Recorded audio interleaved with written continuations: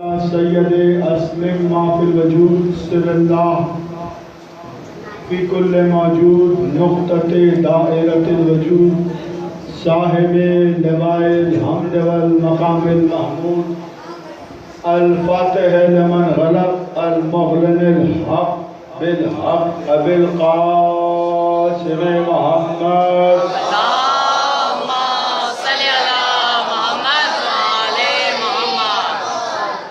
وعليه الطيبين الطاهرين المعصومين المنتجبين المظلومين ولعنة الله على أعدائهم وعلى منكر ولايتهم ومعجزاتهم أجمعين من يومنا هذا إلى يوم الدين. أما بعد قال الله تبارك وتعالى في محكم كلامه الحكيم بسم الله الرحمن الرحيم اليوم ليس الذين كفروا دينكم صلوات. اللهم صل على محمد وعلى محمد. ایک مرتبہ مل کر سارے لوگ اپنے اپنے شجروں کی درستگی پر مہر تصدیق ثبت کرتے ہوئے یہاں سے لے کر باہر تک اور باہر سے لے کے گھروں میں محو استراحت لوگوں تک میری گزارش ہے سب مل کے نعرہ تکبیر. جتنا بلند یہ اللہ ہے اتنی بلند تو تکبیر ہونی چاہیے کم از کم. نعرہ تکبیر، نعرہ تکبیر، نعرہ رسالہ، نعرہ رسالہ،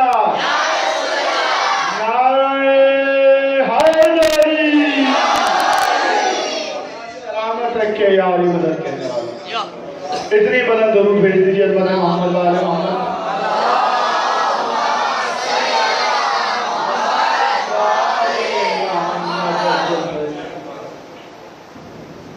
سامعین گرامی قدر اعزان محترم نوجوانان ملت اور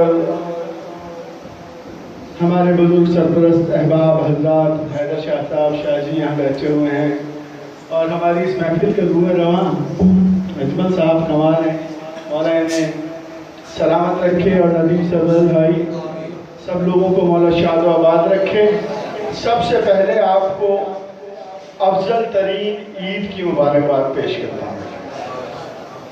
اچھا آپ اگر ناراض ہیں تو مجھے مبارکباد نہ دیں. میں مبارکباد دے رہا ہوں کسی نے جواب میں دی. بھائی یہ سب سے بڑی عید ہے، اس کی مبارکباد ہو آپ سب کو. اور یہ میں نہیں کہہ رہا کہ یہ سب سے بڑی عید ہے. رسول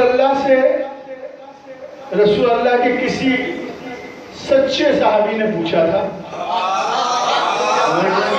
سوال ہے اسلام تو ہے ہی اشاروں کا نام، مسلمان ہوتا ہی وہ ہے جو اشارے سمجھے. ہاں اسی لیے تو کہتے ہیں نا کہ اچھے گھوڑے کو چابک کی ضرورت نہیں، اشارے کی ضرورت ہوتی ہے. اور جو بدرسلے ہوتے ہیں ان پہ چابک بھی مارتے رہو تو اثر نہیں ہوتا. کسی سچے نے پوچھا تھا یا رسول اللہ یہ تو بتائیں کہ اسلام کی سب سے بڑی عید کون سی ہے؟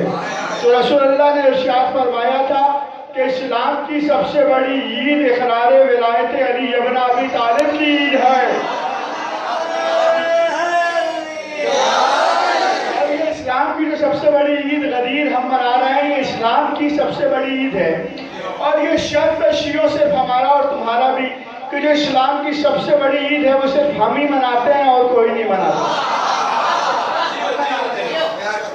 اسلام میں دو عیدیں اور بھی ہیں لیکن رسول اللہ نے کہا سب سے بڑی عید اقرار ولایت علی ابن ابی طالب کی یہ عید غدیر اسلام. اور واقعی اسلام کی عید ہے ہی غدیر. بھائی روزے آپ نے رکھے اللہ کے لیے، روزے رکھے، روزے مکمل ہوئے، تکمیل ہو گئی روزوں کی، روزے رکھ لیے، عید منا لی تشکر کے طور پہ کہ روزے رکھے، شکر ادا کر دیا، کوئی بات نہیں.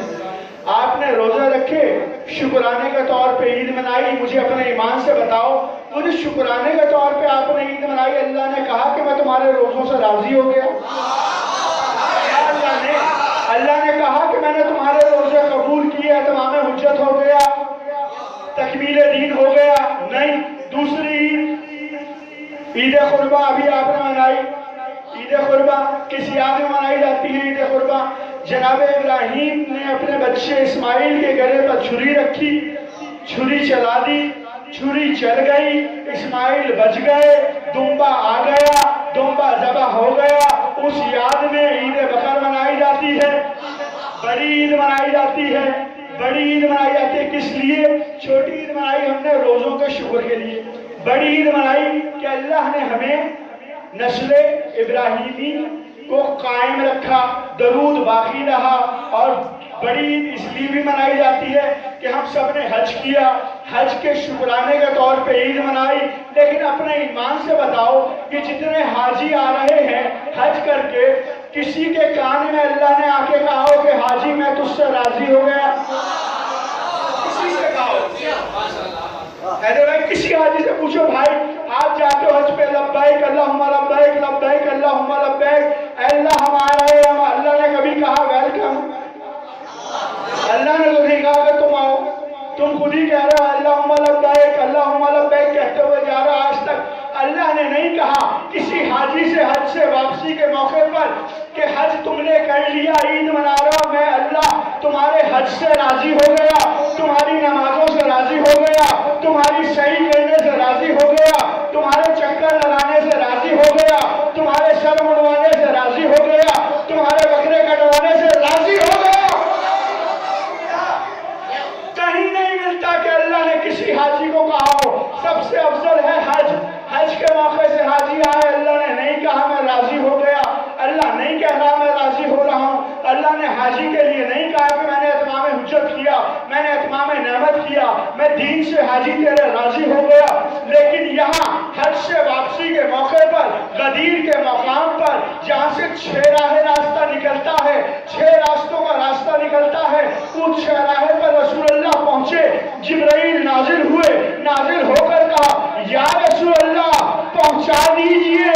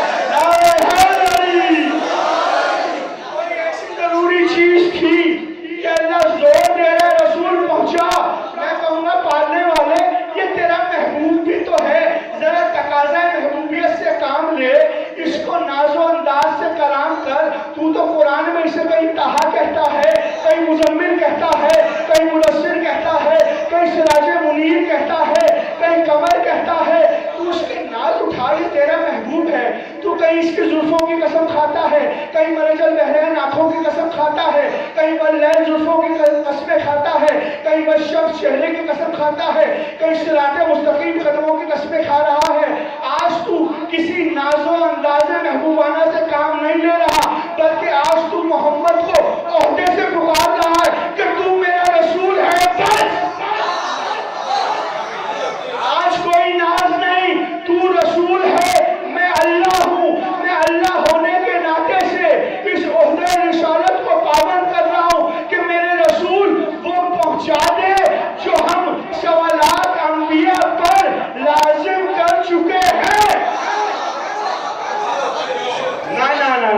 یہ اتنا واہ کہنے کا جملہ نہیں تھا، یہ اقرار ولایت علی کوئی چھوٹی چیز نہیں ہے، خدا کی قسم یہ اقرار ولایت علی ابن ابی طالب وہ ہے کہ انبیاء اگر ولایت علی کا کلمہ نہ پڑھیں تو انہیں نبوتیں نہیں ملتی۔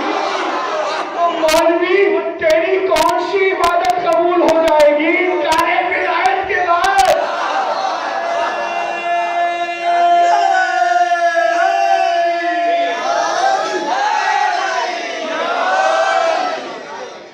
قرآن کہہ رہا ہر امت کی کا کلمہ، ہر امت کا کلمہ یاد ہے نا؟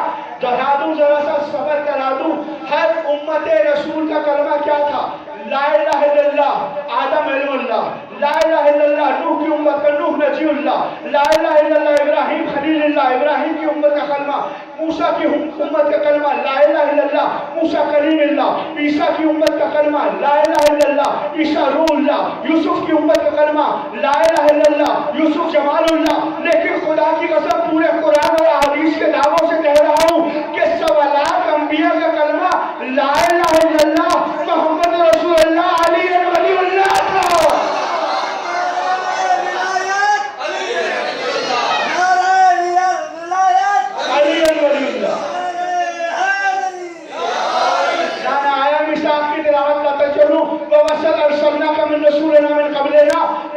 آیت نے آئے مصاف میں کہا کہ میرے رسول سوال کر ان انبیاء ما سبق سے کہ ہم نے انہیں تاج نبوت کیوں عطا کیا۔ یاد ہے نا دماغ میں؟ یہ آیت وہ آیت ہے جو بغیر جبرائیل کے نازل ہوئی تھی۔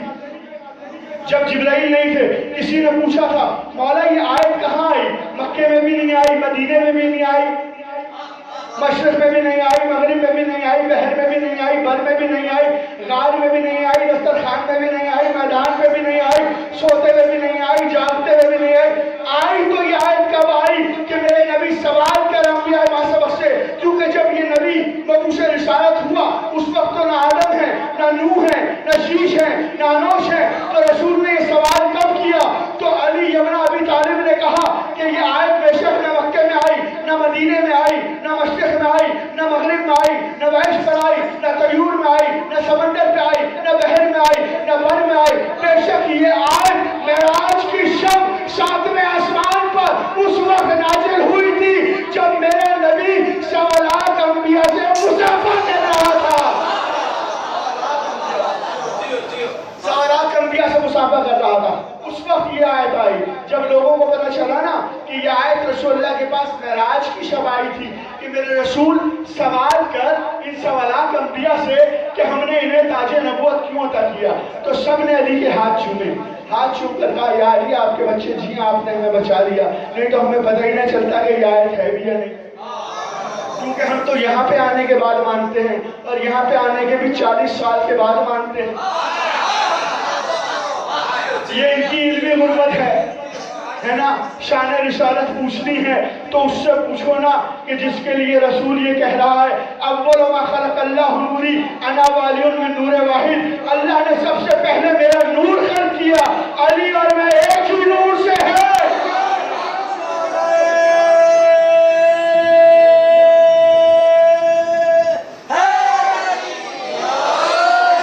اب یہ جو رسول کے بعد مسلمان ہوئے انہوں نے کہا ہمارے باپ دادا تو کافر تھے، چلو ہم بھی لکھ دیتے ہیں کہ اسلام دعوت ذوالشیرہ کے بعد پھیلا، اسلام دعوت ذوالشیرہ کے بعد آیا۔ ایسی باتیں نہ کیا کرو، اسلام دعوت ذوالشیرہ کے بعد نہیں آیا، اسلام تو اس وقت سے ہے جب سے آدم ہے۔ خیر یہ میرا موضوع نہیں۔ کہا سب لوگوں نے ہاتھ چھو کر علی معراج کی باتیں آپ جانیں، آپ جانیں اللہ نے جب کلام کیا ہوگا اپنی زبان سے، میں سمجھا نہیں سکا شاید، جبرائیل تو ہے نہیں وہاں، اب اللہ نے بغیر جبرائیل کے پوچھا تو زبان تو اللہ کی ہوگی نا، جب لسان اللہ نے پوچھا ہوگا تو بشر ارسلناک من رسولنا من قبلنا کہ میرے رسول سوال کر ان آدم سے لے کر عیسیٰ تک کے نبیوں سے کہ ہم نے انہیں کیسے اور کیوں تاج نبوت عطا کیا، تو ایک صحابی رسول نے پوچھا کہ علی اتنا بھی تو بتا دیں، جب اللہ نے سوال کیا ہوگا اپنی زبان سے تو سارے انبیاء نے جواب بھی تو دیا ہوگا۔ میرا علی مولا مسکرایا، مسکرا کر علی نے کہا سوال کرنے والی زبان سے جواب سننا چاہتے ہو؟ اللہ جانے کہاں بیٹھے ہو، کیا سن رہے ہو؟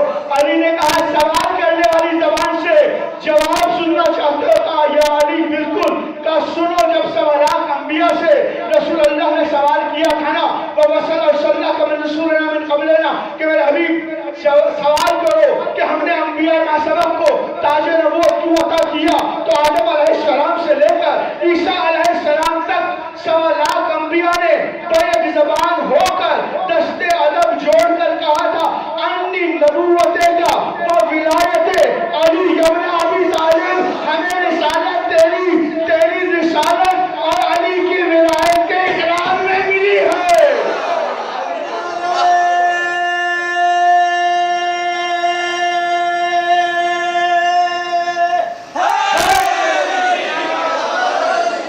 تو جس کی ولایت کا اقرار کیے بغیر نبیوں کو نبوتیں نہیں ملتی، اس کی ولایت کا منکر ہو کر مولوی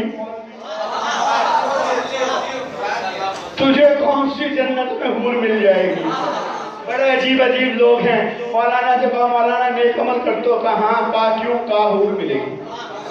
میں نے یہ سوال پڑھا، کافی عرصے تک دماغ چلتا رہا کہ اچھا حور کس بات پہ ملے گی مولانا؟ کہا نیکیاں کریں گے تو جزا کے طور پہ حور ملے گی۔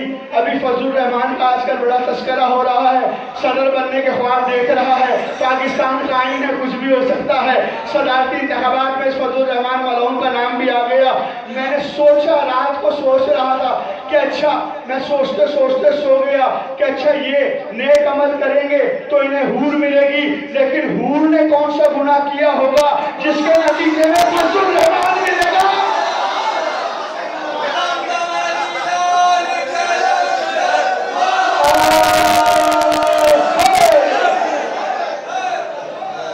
عید غدیر ہے نا، کم از کم چہروں پہ اتنی خوشی تو ہونی چاہیے نا، اتنی خوشی تو ہونی چاہیے کہ منکر ولایت علی کو اتنا پتا چل جائے اجمل بھائی کہ علی ولی اللہ مستحب نہیں، واجب ہے۔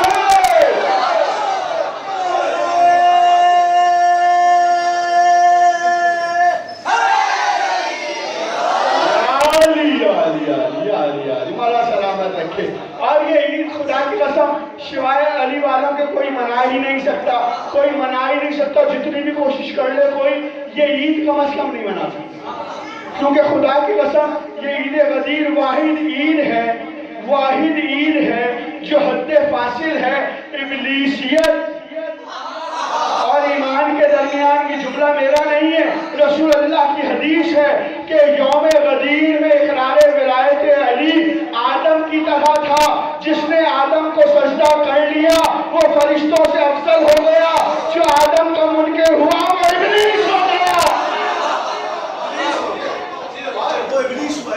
اور قرآن کی وہ آیت جو میں نے ابھی صحابہ کرام قرار دی، اس میں اللہ کا ارشاد کیا ہوگا؟ میرے حبیب اليوم، آج کے دن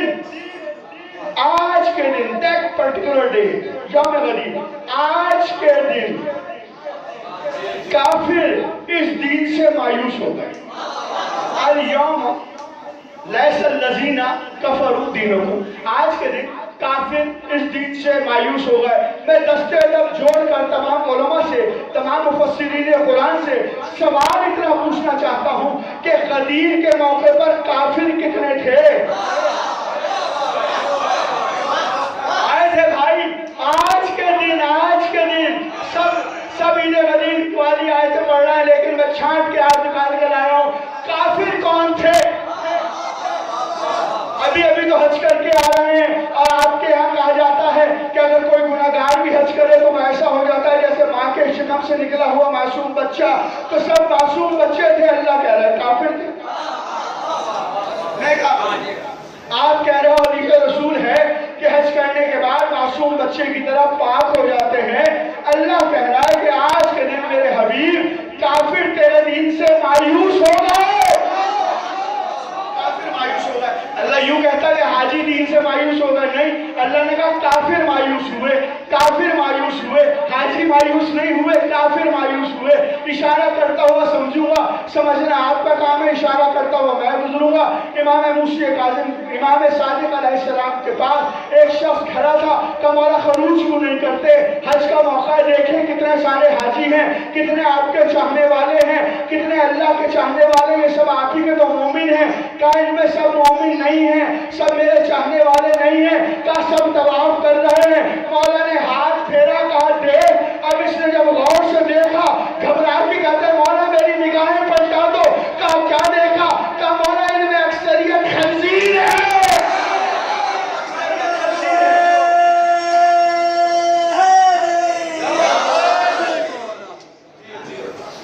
بدن پہ جامع احرام, دل میں بغض علی. تیرے نصیب کا چکر ہے, یہ طواف نہیں. بدن پہ جامع احرام, دل میں بغض علی, تیرے نصیب. کہا مولا میری نگاہیں پلٹاؤ. مولا نے پھر ہاتھ رکھا, کہا اب یقین ہو گیا. کہا مولا یقین ہو گیا, یقین ہو گیا. کہا سارے حاجی مومن ہو یہ کوئی کافی نہیں ہے. حاجی ہونا اس بات کی دلیل نہیں کہ ہر حاجی متقی بھی ہے, ہر حاجی مومن بھی ہے. دلیل کیا ہے؟ رسول کا وہی خطبہ. رسول نے کہا آج غدیر کے دن اقرار ولایت علی حد فاصل ہے. جس نے اقرار کر لیا وہ مومن ہے, جس نے انکار کیا یہ نہیں کہا وہ منافق ہے, کہا وہ ابلیس ہو گیا. وہ ابلیس ہوگا نہیں, ہو گیا ابلیس. اور ابلیس کا مسئلہ کیا تھا قرآن میں پڑھ لینا. اللہ نے سجدے کا حکم دیا, ابلیس نے سجدے سے انکار کیا. طویل بحث ہے. جب سجدے سے انکار کر دیا اللہ نے ایک جملہ کہا, ان کنتم من الکافرین, تو کافروں میں سے ہو گیا. پتا چلا کہ جو آدم کا انکار کرے وہ کافر ہوتا ہے, جو آدم کا انکار کرے وہ کافر ہوتا ہے. پھر کہہ رہا ہوں جو آدم کا انکار کرے وہ کافر ہوتا ہے. آدم کس سے بنے؟ آدم مٹی سے بنے. تو جو ابن تراب کا انکار کرے وہ کافر ہوتا ہے. تو جو ابو تراب کا انکار کرے وہ کافر ہی نہیں ہوتا, منافق بھی ہوتا ہے, مشرک بھی ہوتا ہے, ولد الحرام بھی ہوتا ہے.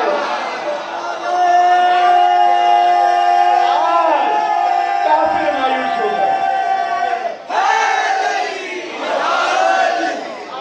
دیٹ پرٹیکولر ڈے, آج ابھی بھی یقین نہیں آتا. اور آگے بتاؤں, امام جعفر صادق علیہ السلام کی بارگاہ میں ایک شخص آیا.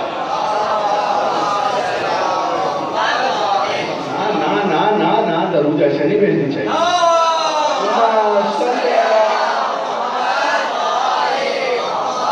امام جعفر صادق علیہ السلام کی بارگاہ میں مسیب آیا کہ کہتا ہے مولا افضل ترین گھڑی نہ دیکھو. مولا کی بارگاہ میں آیا آگے کہتا ہے بھائی, آگے کہتا ہے مولا افضل ترین عبادت کیا ہے؟ اس حدیث کو بڑا تروڑ مڑوڑ کر ذاکرین پیش کرتے ہیں. صحیح حدیث آپ کو آج میں پیش کر رہا ہوں. کہا مولا افضل ترین عبادت کیا ہے؟ میرے مولا نے کہا افضل ترین عبادت نماز ہے. نماز سے کبھی غافل نہ ہو. اور مومن تو نماز سے غافل ہو ہی نہیں سکتے کیونکہ نماز ہے ہی مومنوں کی معراج. کہیں نہیں ملتا کہ مسلمانوں کی معراج ہو. اور پتہ ہی کیا ہے سوائے مومن کے کسی کو پتہ ہی نہیں کہ نماز کی حقیقت کیا ہے. انا سیام المومنین, انا صلاۃ المومنین, الا قیام المومنین. میں علی ہی تو مومن کی نماز ہوں, میں ہی اذان ہوں, میں ہی قیام ہوں, میں ہی قعود ہوں. علی نے کہا نا دنیا کو کیا پتا ابھی نماز ہے کیا. عادت اور ہوتی ہے, عبادت اور ہوتی ہے. یہ تو عادی مجرم ہے, عادی مجرم ہے. یہ عادت ہے, یہ عادت ہے. عبادت یہاں سے ہوتی ہے.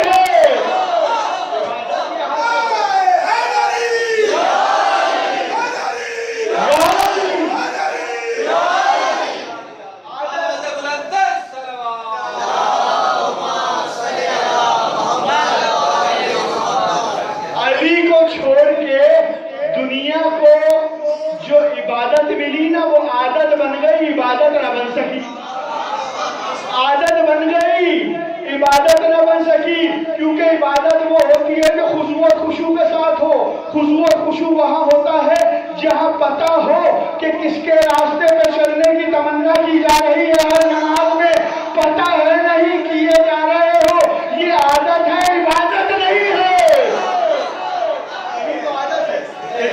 امام کی بارگاہ میں آیا، موضوع کہیں سے کہیں نکل رہا ہے، امام کی بارگاہ میں آیا کہ مولا افضل ترین عبادت کیا ہے؟ مولا نے کہا افضل ترین عبادت نماز ہے۔ کہا مولا اور کچھ؟ کہا اور افضل عبادت؟ کہا روزہ ہے۔ مولا اور افضل عبادت؟ کہا زکوٰۃ ہے۔ کہا اور افضل عبادت؟ کہا حج ہے۔ کہا مولا اور افضل عبادت؟ اور افضل عبادت میرے جد علی ابن ابی طالب کی ولایت ہے۔ جد علی ابن ابی طالب علیہ السلام کی ولایت۔ اچھا، کہا مولا نماز افضل ہے؟ کہا ہاں۔ کہا نماز کی شرط کیا ہے؟ کہا وضو۔ کہا مولا روزے کی شرط کیا ہے؟ کہا صحت و تندرستی۔ کہا مولا زکوٰۃ کی شرط کیا ہے؟ کہا مالدار ہونا، غریبوں پر زکوٰۃ نہیں ہے۔ کہا مالدار ہونا۔ کہا مولا حج کی شرط کیا ہے؟ کہا صاحب استطاعت ہونا اور مسکین نہ ہو۔ کہا مولا نماز وہ پڑھے گا جو باوضو ہوگا؟ کہا ہاں۔ کہا نماز کی شرط وضو ہونا ہے، روزے کی شرط صحت ہے، زکوٰۃ کی شرط مالدار ہونا ہے، حج کی شرط صاحب استطاعت ہونا ہے، تو مولا اتنا تو بتا دیں آپ کے جد علی کی ولایت کی کیا شرط ہے؟ کہا لا شرط ہو، لا شرط ہو، میرے جد علی کی ولایت کی کوئی شرط ہی نہیں ہے۔ کہا مولا کیوں شرط نہیں ہے؟ مولا یہ افضل کیوں ہے؟ کہا مولا یہ عبادتوں سے افضل کیوں ہے؟ مولا سوال اسی لیے کر رہا تھا کہ آپ بتا دیں کہ افضل کیوں ہے۔ پھر اس نے سوال پلٹا، کہا مولا یہ بتائیں تقرب الہی کس سے ملتا ہے؟ کہا ولایت علی سے۔ کہا مولا مفلسی کس سے دور ہوتی ہے؟ کہا ولایت علی سے۔ کہا مولا غنی کیسے بنتے ہیں؟ کہا ولایت علی کے صدقے میں۔ کہا مولا مالدار کیسے بنتے ہیں؟ کہا ولایت علی کے صدقے میں۔ کہا مولا ولایت و تعین کیسے ہوتا ہے؟ کہا ولایت علی سے۔ کہا مومن کی پہچان کیا ہے؟ کہا ولایت علی۔ کہا منافق کی پہچان کیا ہے؟ کہا ولایت علی۔ کہا مولا مال دنیا میں اضافہ کیسے ہوتا ہے؟ کہا ولایت علی۔ کہا ولایت علی۔ ہاتھوں کو جوڑ کر کہتے ہیں مولا سوال اس لیے کیے تھے کہ کہیں تو آپ کہتے ہیں کہ اس چیز کا نماز سے تعلق ہے، اس کا روزے سے تعلق ہے، اس کا حج سے تعلق ہے، اس کا زکوٰۃ سے تعلق ہے، ہر چیز میں آپ کہے جا رہے ہیں ولایت علی، ولایت علی، ولایت علی۔ کیا ولایت علی نماز سے زیادہ وزنی ہو گئی؟ مولا کو جلال آیا، جلال میں خیبر شکن کا بیٹا کہتا ہے کہ بدبخت تو ان ادنا عبادتوں کو ولایت کے مقابلے پر کیوں لا رہا ہے؟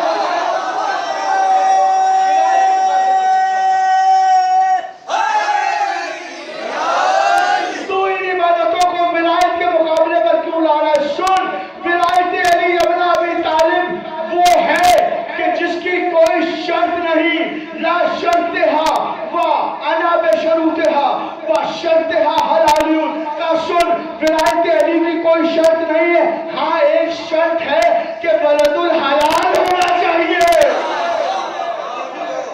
حلال ہونا چاہیے، جس کی ولدیت موجود ہو۔ ولایت علی، ناصر بھائی کا جملہ یاد آ گیا، ولایت علی باپ سے ورثے میں نہیں ملتی، ماں کا شریف ہونا ضروری ہے۔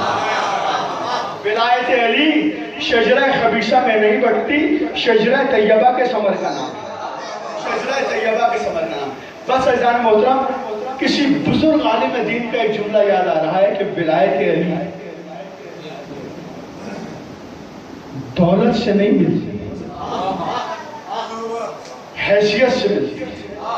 جس دل کی حیثیت ہو کہ وہ ولایت علی کو جذب کر سکے، اللہ ولایت علی اسی دل پر نازل کرتا ہے، اللہ اسی دل پر نازل کرتا ہے۔ سن، ولایت علی شرط ہے۔ کہ مولا ولایت علی اتنی وزنی ہے، اتنی محکم ہے۔ کہ ہاں سن، ولایت علی اتنی وزنی اور اتنی محکم ہے کہ بدھ سمیت تمام انبیاء اور اولیاء جو اب تک آئے ہیں اور قیامت تک آئیں گے سب اس بات پر فخر کرتے ہیں کہ تمام انبیاء اور ائمہ پابند ہیں ولایت علی ابن ابی طالب پر۔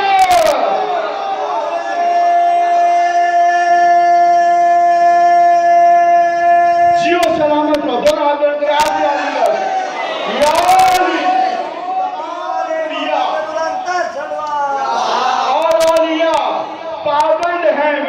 علی ابن ابی طالب پر۔ آغام غدیر کے مرحلے پر رسول اللہ نے اس 6 راستے تھے، کوئی مکے کے لوگ تھے، کوئی مدینے کے لوگ تھے، کوئی مدائن کے لوگ تھے، کوئی فارس کے لوگ تھے، کوئی حبشہ کے لوگ تھے، ساری دنیا کے لوگ جمع ہو کے آ گئے تھے۔ جب رسول اللہ نے اعلان کیا کہ میں اپنا پہلا اور آخری حج ادا کرنے جا رہا ہوں، الحاج لوگ سن لیں کہ صرف ایک حج واجب ہے، کہ رسول اللہ نے ایک حج کیا اور یہ کہا کہ اگر استطاعت ہو تو کسی مستحق کو حج کراؤ، اپنے نام کے آگے الحاج نہ لکھواؤ، مستحق کو حج کرانا چاہیے، ایک مرتبہ حج ہے۔ اس کے علاوہ اگر اللہ توفیق دے رہا ہے مستحقین بھرے پڑے ہیں، حج کراؤ ثواب 70 گنا زیادہ ملے گا ایک حج۔ سنتے جانا، جب سارے لوگ کو یہ پتہ چلا نا کہ رسول اللہ آخری حج پر جا رہے ہیں، ساری دنیا میں خبر پھیلی، مملکت اسلامیہ میں جگہ جگہ سے، دنیا کی گوشے گوشے سے، کونے کونے سے لوگ جمع ہونا شروع ہوئے۔ حج کر کے سب رسول واپس آ رہے تھے۔ اللہ چاہتا تو یہ آیت خانہ کعبہ میں بھی نازل کر سکتا تھا، طواف کے دوران بھی نازل کر سکتا تھا، لیکن اللہ کو پتا تھا کہ سب لوگ مختلف عبادتوں میں مصروف ہیں۔ جب اس چوراہے پر پہنچے نا جس کا نام غدیر صدر چوراہا ہے، جہاں سے سارے راستے نکلتے ہیں، سب رسول اللہ سے مصافحہ کر کے یہاں سے خداحافظ کہہ کے اپنے اپنے گھروں میں جانے والے تھے۔ رسول اللہ نے کہا رکو، بلال سے کہا اذان دو رکنے کی۔ بلال نے پتہ ہے کون سی اذان دی؟ بلال نے کہا حی علی خیر العمل، آؤ عمل خیر کی طرف۔ 6 راستوں سے مجمع شفتا۔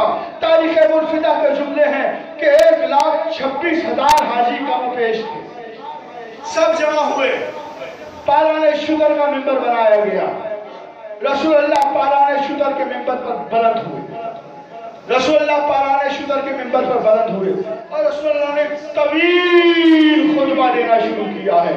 رسول اللہ نے خطبہ دینا شروع کیا، سب نے قالو بلا ہم ایمان لائے، ہم اقرار کرتے ہیں، ہم ایمان لائے، ہم اقرار کرتے ہیں، سب کہتے جا رہے ہیں۔ آخری منزل آئی، رسول اللہ نے آج دنیا کو یہ بتانا تھا کہ ساری دنیا کل کو یہ تانے دیتی کہ رسول اللہ جو مسلمانوں کے رسول گزرے ہیں یہ کوئی بہادر نہیں تھے، ان میں کوئی شجاعت نہیں تھی، جہاں بھی جنگ کا مارکا